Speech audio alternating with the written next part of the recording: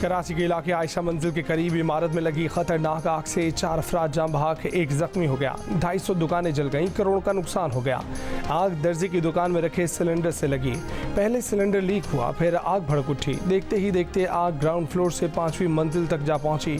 तीसरे दर्जे की आग पर 12 फायर टेंडर्स, 1 बाउजर और 2 स्नॉर्कल्स ने काबू पाया।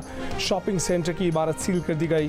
कूलिंग के बाद SPCA कमेटी इमारत का मुआयना करेगी, फिर फैसला होगा कि इमारत इस्तेमाल के काबिल है या नहीं।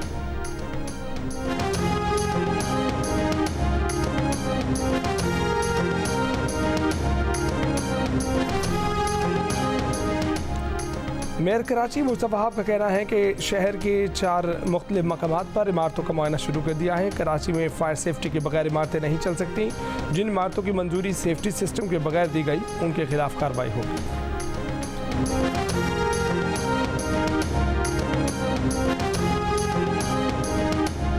14 साल बाद नवाज शरीफ और चौधरी शुजात हुसैन की सिटिंग हुई।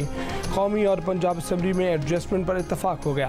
नून लीग तारिक बशीर चीमा चौधरी सालिक को शाफी हुसैन के मुकाबले में अपना उम्मीदवार नहीं लाएगी। मुलाकात 40 मिनट तक जारी रही। चौधरी सालिक के मुताबिक नून लीग के साथ कौमी असम्बली की 4 और सूबाई असम्बली की 8 नशिस्तों पर मामला तय किए गए। बाकी मामला इलेक्शन शेड्यूल के ऐलान के बाद तय किए जाएंगे।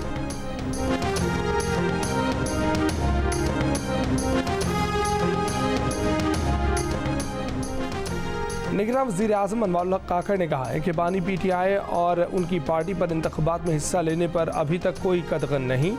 ताहम मुकदमात अभी ज़ेर समाअत है। अगर कोई गैर मामूली चीज़ आ जाती है तो फिर कुछ नहीं कह सकते। 8 फरवरी के आम इंतख़ाबात के बारे में कोई शक नहीं। 14 दिसंबर तक इंतख़ाबी शेड्यूल का ऐलान हो जाना चाहिए।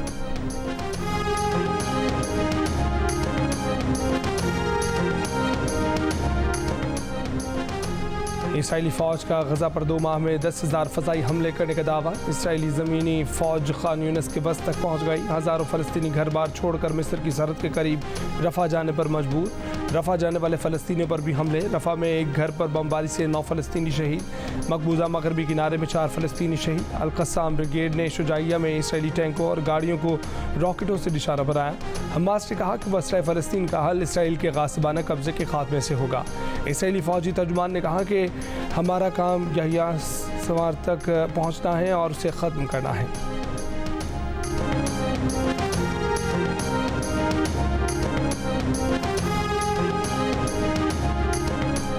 G7 रहनुमाओं का फ़लस्तीन इसराइल तनाज़े के 2 रियासती हल की हिमायत का इयादा। G7 ग्रुप के वर्चुअल इजलास के बाद एलामिया जारी कर दिया गया। कहा कि 2 रियासती हल फ़लस्तीन और इसराइल को मुनसिफाना देरपा अमन के हासिल के काबिल बनाएगा। G7 रहनुमाओं में अगले साल से रूसी हीरो की दरामद महदूद करने पर भी इत्तफाक किया गया। इक़दाम यूक्रेन जंग पर रूस के खिलाफ पाबंदियाँ सख्त करने की पॉलिसी का हिस्सा है। 1 जनवरी तक रूस में तैयार प्रोसेस शुदा गैर सनती हीरो पर दरामदी पाबंदियाँ मुतारिफ कराएंगे।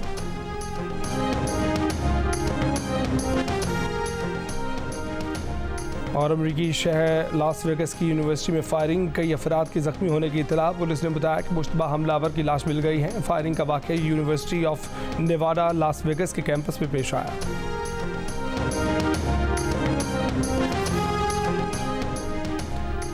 बेल्जियम की दारुल-हुकूमत ब्रसल्स की कमर्शियल स्ट्रीट में फायरिंग, 4 अफराद ज़ख्मी। फायरिंग के बाद हमलावर फरार हो गया। तलाश जारी।